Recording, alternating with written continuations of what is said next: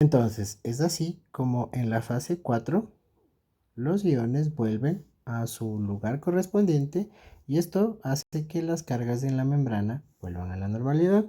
Bien, ahora, ahora, hablamos o mencionamos nada más muy someramente qué es lo que pasa con este calcio, ¿no es cierto? En relación a la contracción muscular. Pues bien, esa es una tarea, ¿sí? Entonces, nos tienen que explicar, ya saben cómo es el juego, eh, qué hacen las fibras de actina, de miosina, qué es la troponina, qué es la tropomiosina y estas cuatro cosas en general, cómo interactúan. Cómo interactúan para provocar contracción y relajación, ¿sí? Y en esa mezcla, ¿en qué punto exacto entra a jugar el calcio, el calcio, el calcio, el calcio? ¿Ya? Entonces, súper importante, por favor, que nos digan cómo es la contracción muscular. Entonces, fíjense cómo el calcio es realmente uno de los iones más relevantes. Está en el extracelular, ingresa a la célula en esta fase de meseta, abre el retículo sarcoplásmico para que pueda liberar más calcio, ¿sí? Em, hacia la célula, ¿sí? Y este calcio va al proceso de contracción y luego es regresado al retículo lo que puede, intercambiado con sodio y el sodio con potasio, y esto restaura las cosas a la normalidad. ¿De acuerdo? Entonces, así es como vemos em, una contracción muscular acoplada a la excitación eléctrica que vino desde acá. Muy bien. Bien, entonces, ahora viene probablemente la parte más relevante. Una de las cosas más importantes que van a ver y que deberían aprender súper bien, ¿sí? Pero el objetivo de que aprendan esto es que realmente no lo memoricen, sino que lo logren comprender, ¿sí? Esto que ven aquí es un dibujo que les va a acompañar durante el resto de sus vidas, ¿sí? El dibujo de esto es algo que ustedes van a ver siempre, lo van a revisar cuando estén más grandes y hagan casos de cardio, lo van a revisar cuando estén de internos, lo van a revisar en sus residencias, etcétera, etcétera, ¿sí? Esto de aquí es el famoso ciclo cardíaco, ¿sí? Famosísimo, ciclo cardíaco. Y el ciclo cardíaco tiene múltiples fenómenos, como pueden ver aquí. Tiene en este relato una curva de presión aórtica, tiene una curva de presión auricular, tiene una curva de presión ventricular, tiene una gráfica de volumen ventricular, a la par tiene una correlación electrocardiográfica y otra fonocardiográfica. ¿De acuerdo? Entonces, lo que es más relevante entender para poder ver esto son las curvas iniciales. Pero antes de eso, pues tenemos que definir qué es el ciclo cardíaco, ¿no es cierto? Entonces, vamos a ponerlo aquí, ciclo cardíaco. Y entonces el ciclo cardíaco son todos los fenómenos que suceden desde el inicio de un latido al inicio del siguiente, ¿sí? Del inicio de un latido al inicio del siguiente. Y digamos que de manera macro se divide en dos porciones. Una porción de contracción y una de relajación. A esta porción de contracción la conocemos como sístole y a esta de relajación como diástole. ¿De acuerdo? Entonces, podemos empezar ahora sí a analizar qué es lo que sucede en estas partes. Me gusta comenzar con la curva de presión aórtica. Entonces, Fíjense bien cómo es esta curva de presión aórtica. Es esta que va en rojo aquí. Les voy a señalar. Chan, chan, chan, chan, chan. Perdón, qué bruto que soy. Esa es la curva de presión ventricular. ¿Sí? Entonces realmente es con esa con la que me gusta comenzar. Entonces, van a disculpar. Eso se la señalo. Es la curva de presión ventricular. ¿Sí?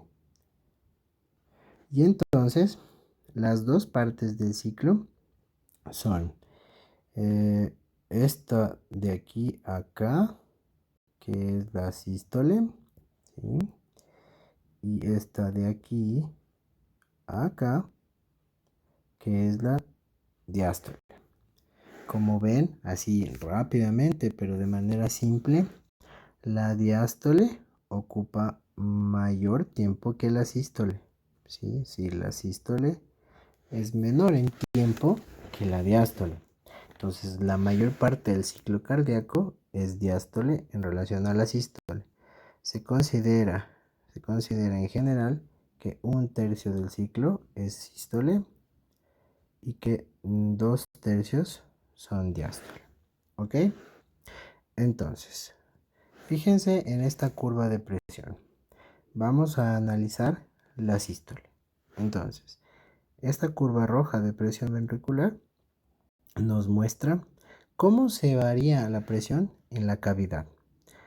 Es súper importante que se den cuenta que cuando empieza la diástole, o sea, aquí, la presión de la cámara ventricular izquierda estará en no más allá de 5 a 7 milímetros de mercurio, ¿sí?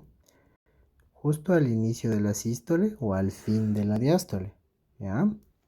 ¿Listo? Entonces, la cámara ventricular está llena de sangre, está llenita de sangre, pero tiene una presión muy bajita, ¿ya? Muy bajita.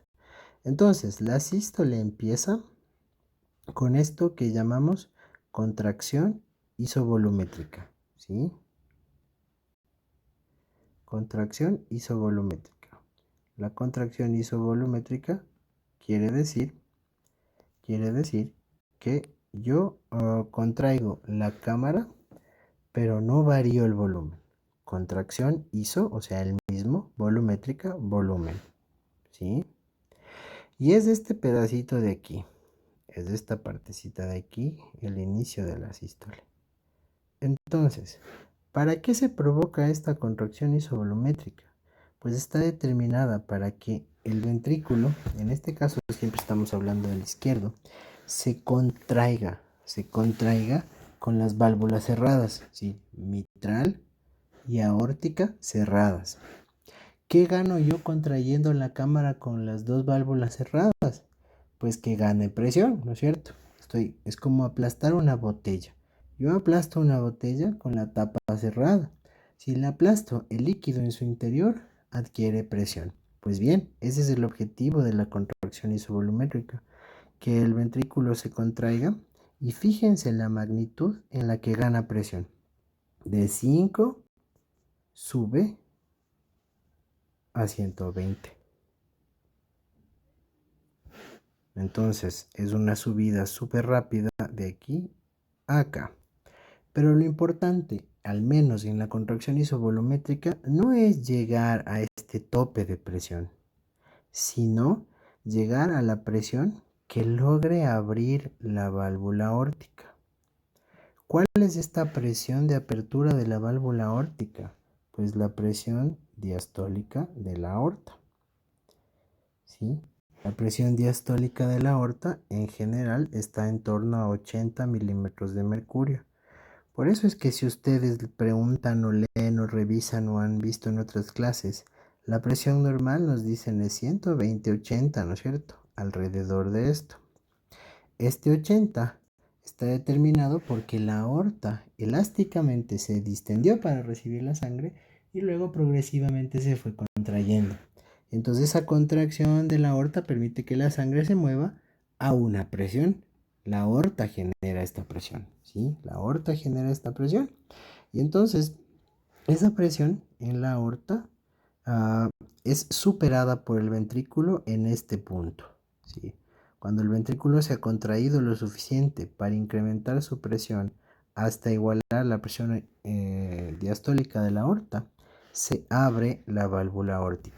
Y en ese punto se pasa a la segunda fase de la sístole, que se denomina eyección. Entonces, yo ya acabé mi contracción isovolumétrica, ¿sí? Se terminó, ya logré la presión que quería. Ahora necesito vaciar mi cavidad contra la aorta. Entonces, es ahí donde la presión sigue incrementándose, el ventrículo sigue con mucha fuerza inyectando la sangre y la sigue acelerando hasta, claro, incrementar la presión desde el punto de apertura hasta el punto máximo donde logra tener eyectado el volumen. Pero claro, el ventrículo se está exprimiendo, exprimiendo, exprimiendo, exprimiendo. Lo que hace es darle volumen a la aorta, pero también él pierde volumen. En ese perder volumen del ventrículo, pues también la sangre empieza a perder presión, ¿verdad? Empieza la caída de la presión. Y es entonces en donde se produce, conforme va cayendo la presión, el cierre de la válvula aórtica. ¿Por qué se cierra la válvula aórtica? Por presión. Es decir, para ese punto, la aorta tiene más o menos 100 milímetros de mercurio, pero la cavidad ventricular cada vez tiene menos. Y entonces la aorta hace más presión que el ventrículo y por lo tanto le empuja a la válvula. O sea, si yo tengo mi ventrículo aquí, aquí tengo la válvula aórtica, aquí tengo la válvula aórtica, la aorta, y aquí está la válvula. Cuando, cuando, voy a ponerlo otra vez para que esté más grande. Eso, aquí tengo la aorta y tengo la válvula aquí. Entonces, el ventrículo está eyectando la sangre. Entonces, cuando el ventrículo tiene más presión que la aorta, hace que la válvula se abra, ¿sí? Pero en el punto en que el ventrículo ya no tiene volumen para eyectar, la presión disminuye y entonces la presión de la aorta se torna mayor y la sangre es como que se regresa por aquí, le empuja a la válvula y le cierra, ¿sí? Entonces, de hecho, es tanto el punto que se regresa la sangre que si se dan cuenta en la línea punteada de la presión aórtica hay una caída y vuelve a subir, ¿sí? No es tan grosero como esto así, pero si se fijan, eso está aquí, ¿de acuerdo? Entonces, eso ya lo discutiremos en la curva de presión aórtica, ¿ya? Eh, les voy a quitar esto para pasar al siguiente, exacto, ¿ya?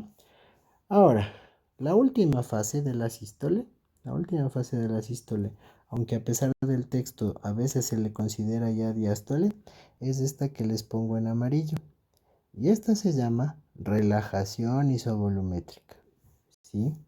La relajación isovolumétrica es relajar la cámara con el mismo volumen. Entonces, va bajando la presión, como se dan cuenta, en la cámara ventricular. Va cayendo la presión en la cámara ventricular. Aquí ya se cerró la válvula aórtica, entonces el ventrículo en ese punto tiene válvula aórtica y válvula mitral cerradas. Lo único que hace es estarse relajando. Se relaja, se relaja, se relaja sin cambiar su volumen para poder llegar al punto donde va a iniciar la diástole. ¿Cómo inicia la diástole? Pues inicia la diástole cuando se logra abrir, en este caso, la válvula mitral. ¿Por qué se abre la válvula mitral? Por presión.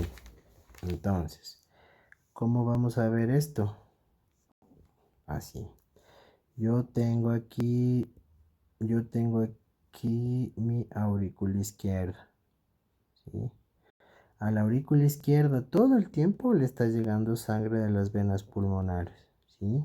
La sangre por las venas fluye todo el tiempo, ya no deja de fluir, ¿ok? Entonces está fluyendo la sangre en la aurícula izquierda, pero recuerden que en este punto donde el corazón, donde el ventrículo está en sístole, la válvula mitral está cerrada, ¿sí? Entonces, como la aurícula está recibiendo sangre, pero la válvula mitral está cerrada, lo que pasa es que aumenta su presión.